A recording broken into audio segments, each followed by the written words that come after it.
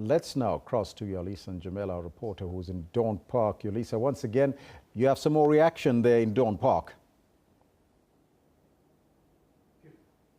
Good afternoon, Elvis. Yes, indeed, of course. A whole lot of leaders from the ANC and SACP, the Tripartite Alliance, really converged here quite early this morning so that they could have some kind of a feel of that infamous street where Chris Hani was killed in cold blood. You remember that on that fateful day, of course, this was a different scene.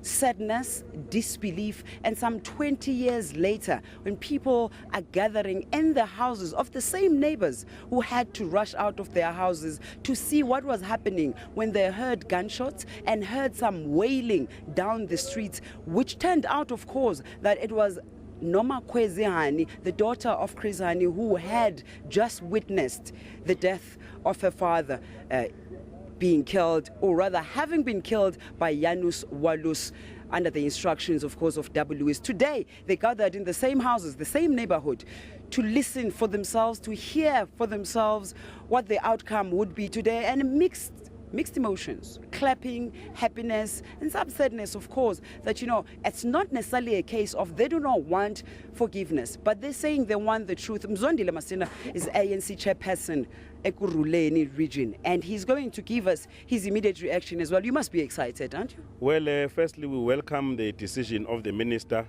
We think that as the broader movement, we have been vindicated because we have argued very strongly that the Medical Parole Board erred in their judgment because the law is very prescriptive as to who and how can you be released on the medical ground, especially with regards to issues of cancer. We know that Clive W. Lewis is on stage 3B of cancer, and the law says that he must be on stage 4.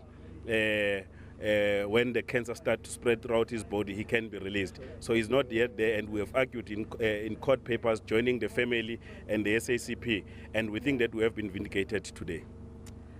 On political grounds, one understands the context. However, South Africa is a country that has gone through a reconciliation process. Ubuntu. On humanitarian grounds, the man is racked by an aggressive cancer. Surely we are a forgiving nation. Yes, we're a forgiving nation. The first thing that we would want him to speak the truth. And secondly, to apologize to the family of Hani, the broader movement, the SSCP and the ANC, so that we can have closure on this particular matter. So until that happens, we think that he can rot in jail as long as he's not prepared to do that. The ANC and SACP were even prepared to go to court. Tell us about that. Well, we're observing, as you might have noticed, the proceedings because we're taking notes so that we can brief our legal teams. In an event that he was to be released, we're going to go to court, join the SACP as the ANC in this region of Ekurhuleni to say that the board has erred and would insist for a review of the decision of the minister. So fortunately, the minister was considerate and was able to apply the law in its logical conclusion, and we are very happy about the decision. In terms of Eugene de Kock, we understand that he's gone and spoken to the families and found some peace of sorts and forgiveness. You should at least be happy that there was that process leading to today's decision. Well, we acknowledge his ability to go out, to reach out, but it doesn't change the person he is. He's a monster, he's a killer.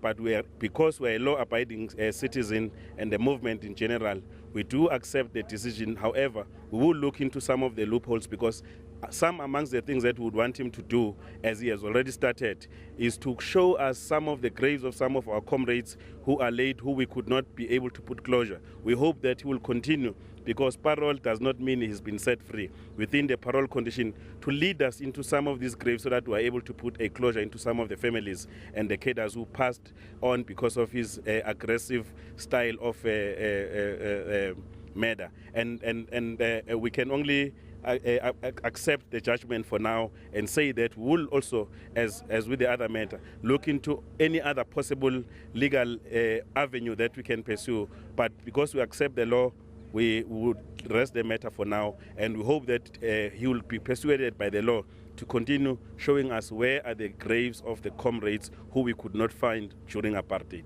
One of your comrades who was incarcerated by the apartheid government, Bram Fischer, was released after having been held in prison for the longest time on humanitarian grounds because he was sick, and was released to his family to die in the hands of his family comfortably.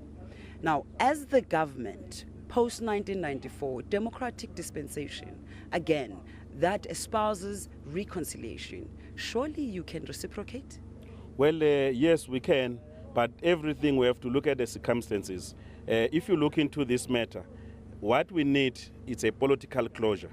So this apology and to the movement and the family is very, very important, and the full disclosure so that we can find closure. It can't just be on the basis of us having to forgive.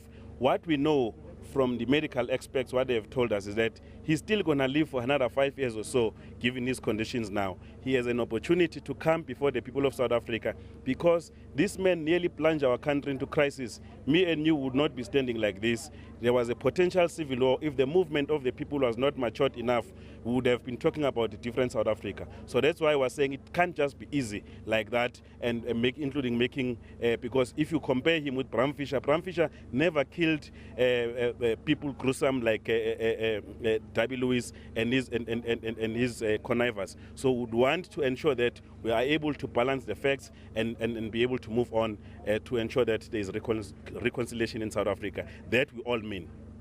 Full disclosure, before there can be full reconciliation and forgiveness. That's it from us here. Mzwandile Masina of the ANC. He's the chairperson of Ekurhuleni region. We're taking it back to you, Elvis, in Auckland Park.